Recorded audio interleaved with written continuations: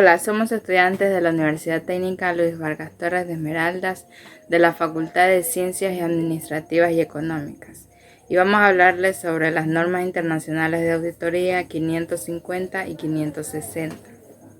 Norma Internacional de Auditoría 550. En esta norma se presentan las responsabilidades que el auditor tiene frente a las relaciones y transacciones entre partes relacionadas en la auditoría de los estados financieros, en donde el auditor tiene la obligación de llevar a cabo varios procedimientos en los cuales el auditor deberá identificar, evaluar y responder a los diferentes riesgos de representación errónea de importancia relativa que surjan en dicha entidad donde está haciendo la auditoría. Debido a que siempre existen limitaciones inherentes en una auditoría, puede haber riesgos que sean inevitables, los cuales representen representaciones erróneas de importancia relativa en los estados financieros, en lo cual el auditor debe detectarlos a tiempo y hacer un informe de los mismos. El objetivo de esta NIA es que el auditor debe comprender las relaciones y transacciones entre las partes para reconocer los factores de riesgo, para así identificar y evaluar los posibles riesgos de representación errónea de importancia relativa que se den en la auditoría. Además de esto, el auditor, teniendo en cuenta todas estas relaciones y a las conclusiones que ha llegado con todas las evidencias que tiene, ya cuando hayan sido identificadas y reveladas, el auditor deberá determinar si los estados financieros logran una representación razonable o no. También tenemos las definiciones, donde tenemos dos definiciones, que son transacción de plena competencia y la parte relacionada. La transacción de plena competencia es una transacción que se realiza entre el comprador y el vendedor bajo determinados términos y condiciones, donde el auditor deberá actuar de buena fe e independientemente. Esto quiere decir que debe ser íntegro y veraz en lo que dice. La parte relacionada es la persona o la entidad que tiene el control o la influencia, ya sea directa o indirectamente, sobre la entidad que se va a auditar. Siguiendo con el tema requisitos, procedimientos y actividades relacionadas con la valorización del riesgo. El auditor deberá investigar con la administración la identidad de las partes relacionadas con la entidad y la naturaleza de las relaciones. Aquí el auditor también deberá estar en completa alerta a la información de las partes, ya que tiene que revisar los registros y los documentos debido a que pueden existir posibles indicios o relaciones o transacciones que la administración no identificó o reveló al auditor con anterioridad. Por eso el auditor debe estar pendiente y debe de revisar si por algún motivo alguna información no está procesada. Ya entonces debe de revisar, porque hay veces que se le pasa información y la administración no la identificó. Entonces él debe de estar en pendiente revisión. Siguiendo con lo que es la identificación y evaluación de los riesgos de representación errónea de importancia relativa asociadas con relaciones y transacciones de partes relacionadas. Aquí el auditor debe identificar y evaluar el riesgo de representación errónea de importancia relativa, ya que están relacionadas con las transacciones y relaciones entre partes relacionadas, y ya que está aquí determinan si implican riesgo y riesgos significativos que pueden deberse a fraude. Ya, entonces el auditor debe estar pendiente, ya que los riesgos que pueden estar presentes en esto de aquí pueden, como por decirle que hay un fraude en las transacciones. Respuestas a los riesgos de representación errónea de importancia relativa asociados con relaciones y transacciones de partes relacionadas. Aquí el auditor deberá diseñar e implementar procedimientos de auditoría para obtener suficiente y apropiada evidencia sobre los riesgos, ya que aquí cuando el auditor identifica relaciones que no fueron reveladas por la administración, implica riesgo significativo. El auditor debe comunicarlo a los miembros del equipo de trabajo. También debe de solicitar a la administración la identificación de los miembros del equipo de trabajo, ya que al solicitar a la administración la identificación de todas las transacciones con las partes relacionadas, debe de complacer investigar por qué los controles de la entidad no identificados o revelaron las relaciones, porque los controles de la entidad no identificaron o no revelaron los riesgos. ¿ya? Y este debe decir, como por decir, de evaluar las implicaciones para la auditoría cuando la revelación por parte de la administración haya sido, como por decir, intencional.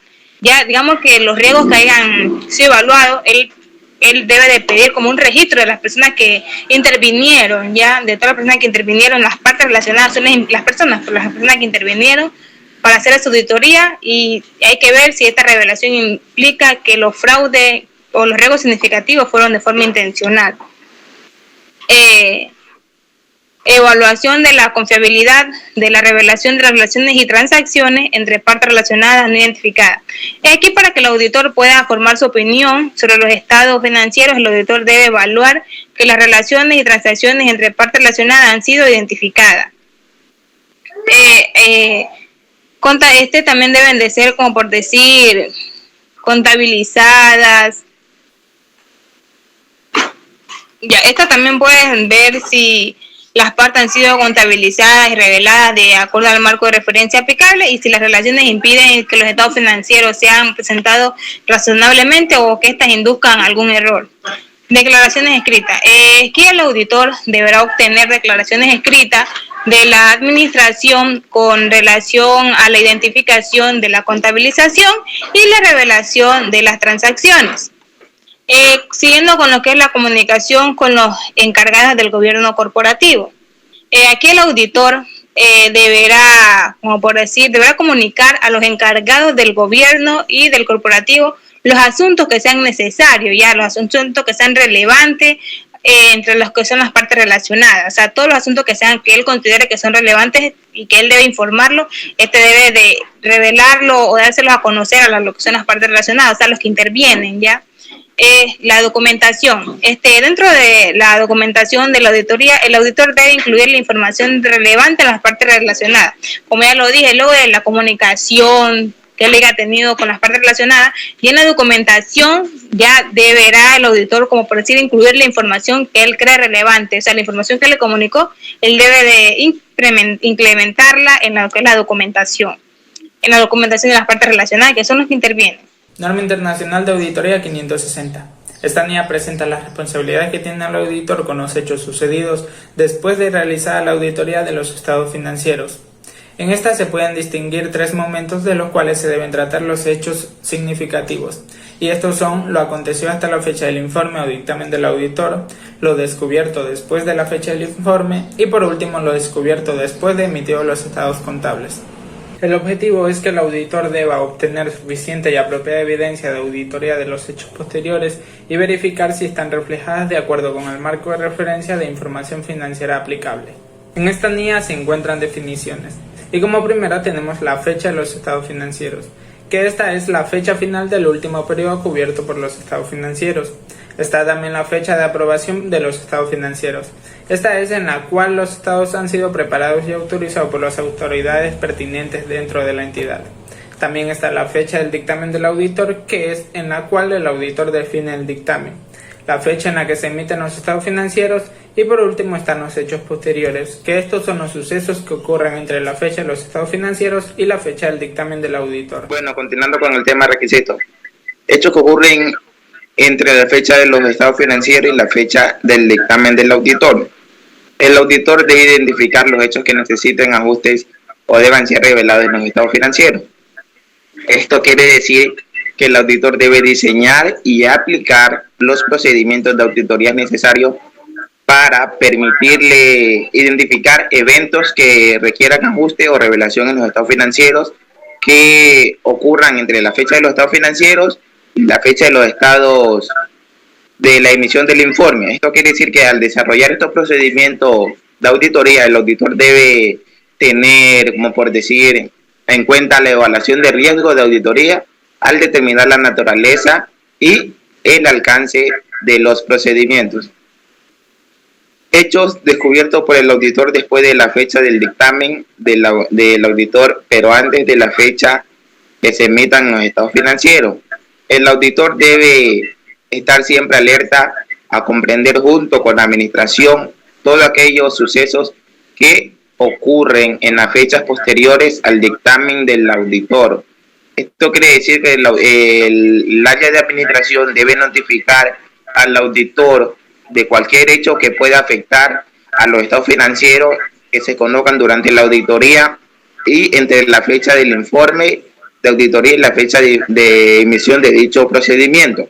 Esto, como por decir, hace relevancia a que el auditor debe estar atento para entender con la administración todos los hechos que ocurran el día siguiente del dictamen de dicho auditoría. Esto también, como por decir, puede llegar a tener cierta afectación. Estas afectaciones no solamente incluyen lo que son los estados financieros, sino en otros hechos que ocurran antes de la emisión de los estados financieros. O sea, como en otras palabras, como decir que el auditor debe, como por decir, tener en consideración que los cambios a los estados financieros no van a tener cierta determinación de la gerencia al tratar estos problemas. Hechos descubiertos por el auditor después de que se han emitido los estados financieros. Si después de emitir los estados financieros se descubren hechos que fueron de conocimiento del auditor en la fecha del dictamen, este deberá discutir el asunto con la administración. O sea, hay que tener algo muy en claro que es importante sobre el auditor. O sea, que una vez publicado dicho estado financiero, no tiene relevancia ni obligación a tomar cualquier acto de auditoría relacionado con él. Esto quiere decir que, por si acaso, después de que yo como auditor haya emitido cierto estado financiero, yo no puedo descubrir estos hechos desconocidos o conocidos a la fecha del informe del auditor.